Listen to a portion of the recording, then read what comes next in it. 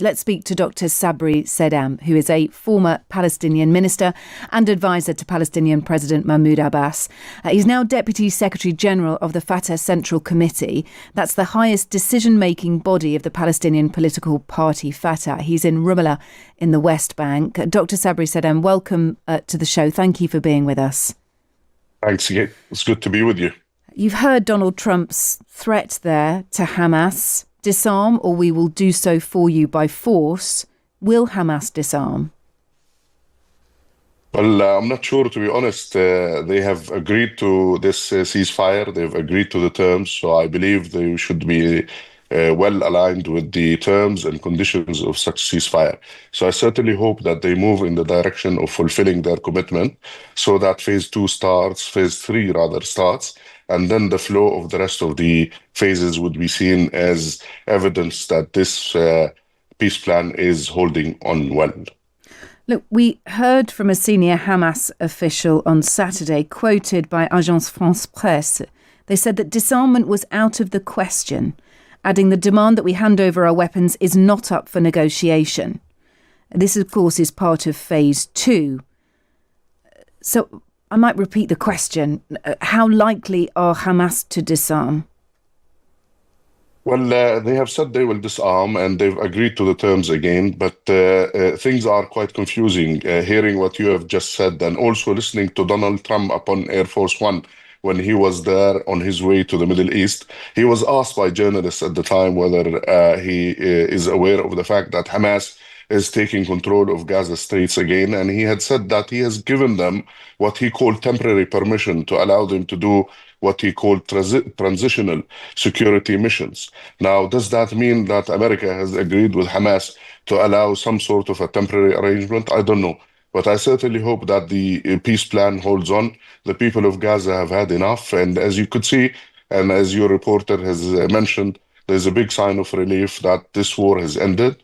Plus, Trump and other leaders have signed to the end of the war. So everybody is jubilant, everybody is awaiting results, and I think everybody has had enough of bloodshed. Look, I like your faith in the peace plan, and I certainly do not want to do it down. I think what is certain is that phase 1 needs to be complete before phase 2 begins. And we heard from Jared Kushner, Trump's son-in-law. He helped broker the deal.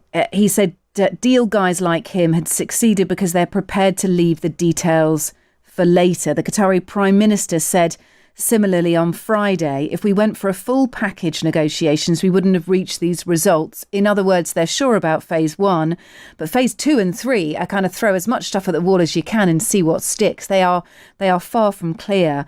So as we understand it, Hamas feel that they have not agreed to disarm, or there's some ambiguity about whether Hamas will disarm. And I want to look ahead if they don't disarm.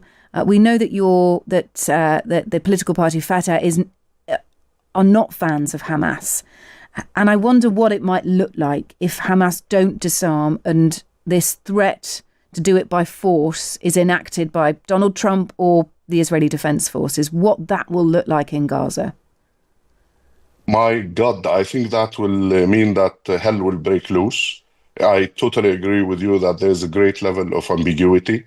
Doing business on the basis that you leave things uncertain and you would like to ratify the details as you go along is quite worrying. I would say I'm cautiously optimistic.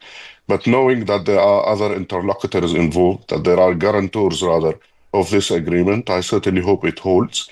And I certainly don't wish to see more bloodshed, nor do I want to see Palestinians pushed into the verge of total collapse in terms of hunger, in terms of deprivation, in terms of severity of destruction that's been inflicted already. Not more bloods and not more bullets would in any way resolve the situation. So certainly hope that those who have mediated and guaranteed the agreement will press hard for this phase to be completed so that we move into other phases.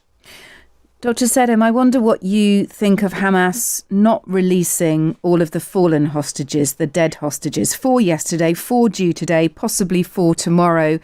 Feels like a coordinated execution of release. It feels calculated. Do you think they have the hostages to return? What do you think about the manner in which those bodies are being returned by Hamas? Listen, my family is in Gaza. I know the place quite well, and I'm aware of the level of destruction. I can tell you street by street as what is happening there. I can imagine that it is difficult now, given the state of structures that exists. We're talking about rubble and talking about the remains of buildings. It's hard to dig deep to get the bodies. I'm not speaking for Hamas nor defending its position, but I know quite well that this is a matter of concern that needs heavy equipment involved. So maybe that's hampering. I'm saying maybe, but I'm not sure if there's any calculation towards sabotaging a process that's flowing. This is definitely going to damage Hamas further. And I again say that the people will pay the heavy price if there is any resumption of bombardment. So again, I would say certainly hope that this matter is resolved immediately so that not to hit a dead end again. You have family in Gaza. You know it well, as you say. In terms of future governance, what do your family say about the Gaza Strip? What do they want? I mean, at the end of all this, this is, the whole Palestine cause was pinned on the fact that there will be a Palestine state coming into being. So now we are talking about a new Middle East. We're talking about a fresh start. And you heard all the nice speeches yesterday. So my people in Gaza, my own family, would like to see the future, a brighter future to come.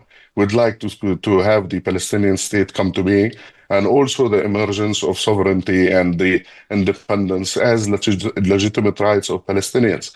So I don't think anybody in Gaza is interested in wars, nor do anybody wants to see any more bloodshed. I think we've had decades of bloodshed, and everybody is hoping that indeed there will be a new Middle East, a Middle East that's based on the independence of Palestine, on sovereignty being exercised and international law being upheld, and two states exist and coexist next to each other, for sure. Now, Fatah is the largest faction of the Palestine Liberation Organization, the PLO.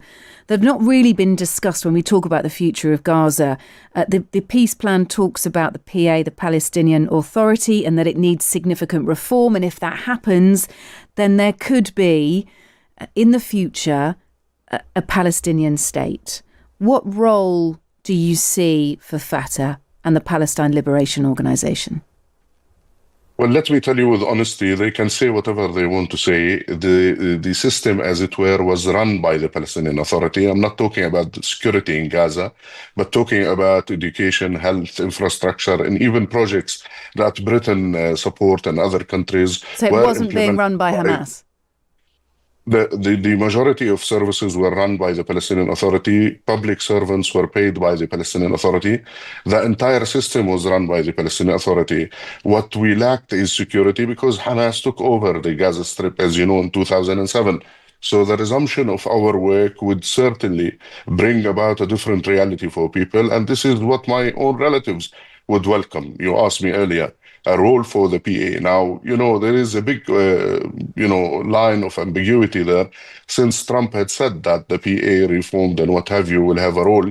But next to him, just 2 meters away from him, stood the Prime Minister of Israel, who said no to the Palestinian Authority and no to a Palestinian statehood, which makes things more and more complicated. So I understand that phase 2 is complicated.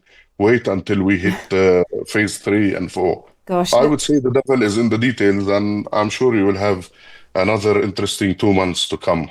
This news is reaching you from Ogulaha Vanguards Limited, the true face of Niger Delta. We tell your story better.